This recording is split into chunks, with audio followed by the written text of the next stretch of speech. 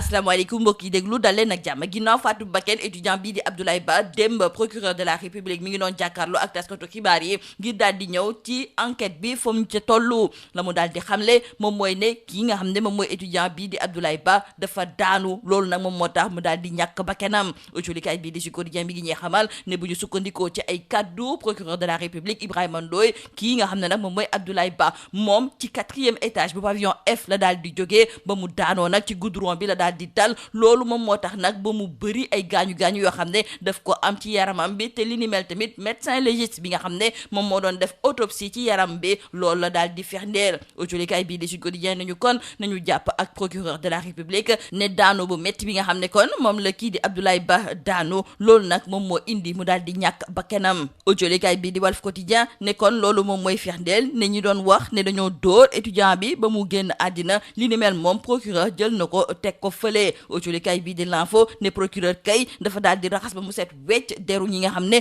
ñoom ñooy waa police di xamle ne étudiant bi dafa daal di daanu gu métti googu nag moom moo ko daal di faat point actu ne kon kii nga xam ne moom mooy étudiant bii di Abdoulaye Ba kenn dóoru ko kenn reyu ko moom kay daanu gi mu daanu nag moom moo ko daal di faat loolu la parquet daal di xamle démb yor bi tamit di ci addu di xamle ne léegi nañu jàpp ne daanu bi nga xam ne moom la étudiant bi daanu loolu moom moo tax mu daal di ñàkk bakkanam wante taxul ba procureur dellu ginnaaw nag ci wéyal enquête bi ngir xool ba xam lan moo indi moom moomu di étudiant boobu mu daal di tëpp autolikaay bi di Rewmi Quotidien tamit li ni mel la daal di xëyee tey jii maanaam ci kàddu yi nga xam ne moom la procureur de la république daal di fësal jëmale ko nag ci génnub àddina étudiant bii nga xam ne de moom mooy Abdoulaye Ba autolikaay bi di Les Échos di ko ci feelu di xamle ne procureur moom dàq na ñiy wax de police moom moo sooke li ni mel maanaam daal responsabilité waa police moom procureur daal dina koy dàq fële moom la mu gis moom mooy ne ab lakk-lakk goo xam ne moom moo doon am ci néeg bi jege woon néegu ki nga xam ne moom mooy Abdoulaye Ba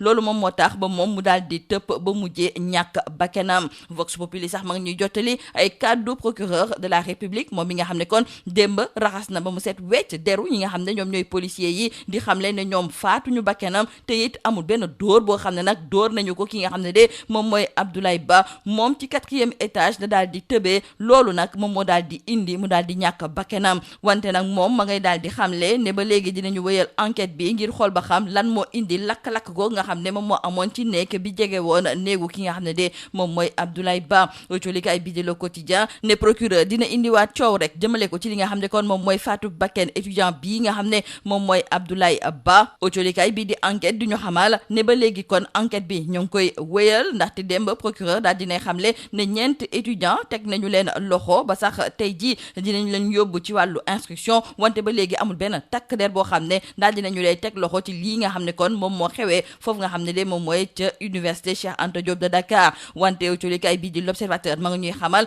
ne joriñ gi di Bamba Cissé moom de jël na ay matuwaay jël na tamit ay décision ndaxte nee nañu képp koo xam ne da nga nekkoon responsable bu commandement bi te nag nga nekkoon fële nga xam ne de moom mooy ca université Cheikh Anta Diop ci bés boobu nga xam ne ci la étudiant bi ñàkkee bakkanam ñoom ñëpp daal dinañu leen relever de leur fonction ñu daal di ci lim sax ñetti commandant de compagnie benn commissaire benn lieutenant ak tamit benn adjudant bu police boo xam ne mesure yooyu ministre de l'intérieur daal di jël tax na ba ñu jëlee leen fañ doon liggéeyee ñu daal di jukkee ak colikaay bii di Subatel ci wër gi nga xam ne ñoo ngi koy wër képp ku nekk góor jigéen taqee nag ci mbirum Pape Cheikh Diallo ak ñi nga xam ne dañ leen a tëj ndaxte colikaay bii di Subatel mi ngi ñuy wax ne kenn démb teg nañu ko loxo muy ab taskatu xibaar bu nekk fa li nga xam ne moom mooy ca RTS moom moomu di Pape Birame Bigué Ndiaye colikaay bii di Subatel moo ñu xamal ni pourtant ma nga woon fa li nga xam ne de moom mooy ca palais de justice ngir daal di couvrir conférence de presse bi nga xam ne procureur mi ngi ko doon amal foofu la am ay gendarme yu bàyyeekoo ca Kër Massar ñëw daal di koy jàpp moom teg loxo gañu ko teg loxo nag autolikaay bii di Subatel mi ngi ñuy xamal ne dafa bokk ci góor jigéen yi nga xam ne ñu ngi leen di wër autolikaay bii di Tribune ma ngay dëggal kon ne kii di journaliste bii di Pape Birame Bigué Ndiaye bu RTS daal di nañu koy teg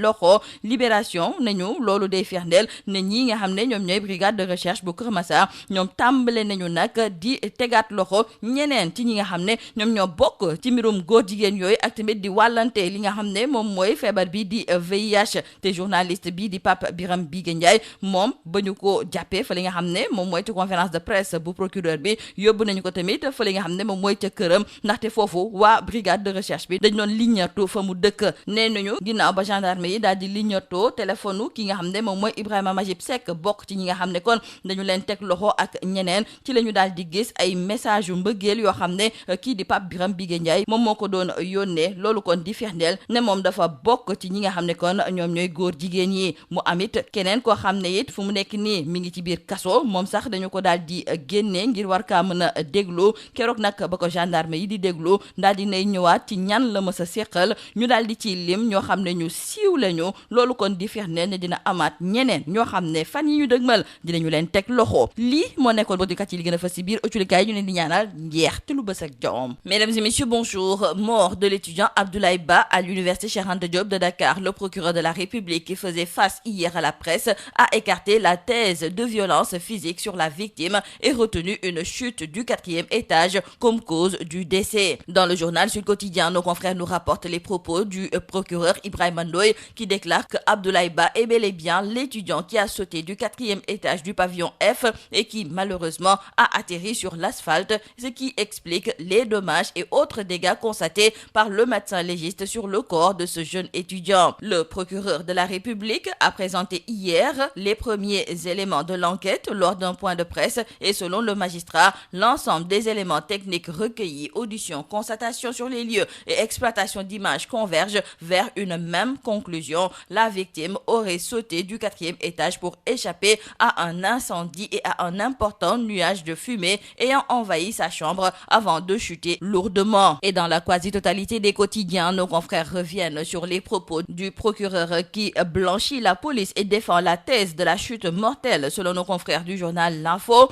Pour nos confrères du journal Walf Quotidien, la thèse de la torture a été écartée et le procureur Abdoulaye Ndoye a carrément fait savoir qu'il n'y a eu de contact physique entre l'étudiant et les forces de l'ordre. Retenons avec nos confrères du journal Le Point Actu qu'il n'y a eu ni assassinat ni homicide volontaire selon le parquet. La thèse de la chute a été privilégiée par le procureur Ibrahima Ndoye. La thèse de la chute est privilégiée des étudiants et des policiers dans le viseur, ajouteront nos confrères du journal Yor Yor Bi. Dans le journal Rewmi Quotidien, nos confrères nous rapportent également les propos du procureur sur le décès d'Abdoulaye Ba à l'UCAD. Il déclare que c'est une chute mortelle. Le procureur donc écarte la responsabilité de la police, diront nos confrères du journal Les Échos. Et notons selon le procureur que l'étudiant Abdoulaye Ba a chuté du 4e étage, ce qui fait dire à nos confrères du journal Vox Populi que le procureur blanchit les policiers d'assassinat, de meurtre et de coups et blessures volontaires. Cependant, des possibilités de poursuite pour homicide involontaire et incendie criminel sont évoquées. Pour nos confrères du quotidien, le procureur relance donc le débat. Ibrahima Ndoye, qui s'est prononcé hier sur la mort de l'étudiant Abdoulaye Ba, a informé que le choc traumatique ayant provoqué le décès a eu pour origine et pour cause la chute. Nos confrères du quotidien Le Soleil nous parlent également de cette chute mortelle de l'étudiant Abdoulaye Ba. Mais il faut retenir avec nos confrères que la mort d'Abdoulaye Ba ne restera pas impunie, promet le procureur. Ibrahima Ndoye a également fait le point sur les arrestations. Et retenons avec nos confrères du journal Enquête que 4 étudiants seront envoyés en instruction aujourd'hui. 0 policier arrêté pour le moment. L'enquête est confiée à la police et le procureur rassure et donne des gages. Et retenons avec nos confrères du journal L'Observateur qu'après le chaos et la mort à l'université de Dakar, le ministre Bamba Cissé a pris de fortes décisions. Tous les responsables du commandement des hommes sur le terrain à l'UCAD ont été relevés de leurs fonctions. Nos confrères nous parlent également de cette liste des 3 commandants de compagnie, du commissaire, du lieutenant et de l'adjudant de police emportés par les mesures du ministre de l'Intérieur. La traque des homosexuels se poursuit et aujourd'hui dans le journal Subatel, nos confrères nous informent que concernant l'affaire Pape Cheikh Diallo et consorts, un journaliste de la RTS a été interpellé hier. Ce dernier, alors qu'il était venu couvrir la conférence de presse du procureur sur l'affaire de l'étudiant Abdoulaye Ba, Pape Birame Bigué Ndiaye a été interpellé au tribunal de Dakar par des gendarmes de la brigade de recherche de la gendarmerie de Keur Massar en civil.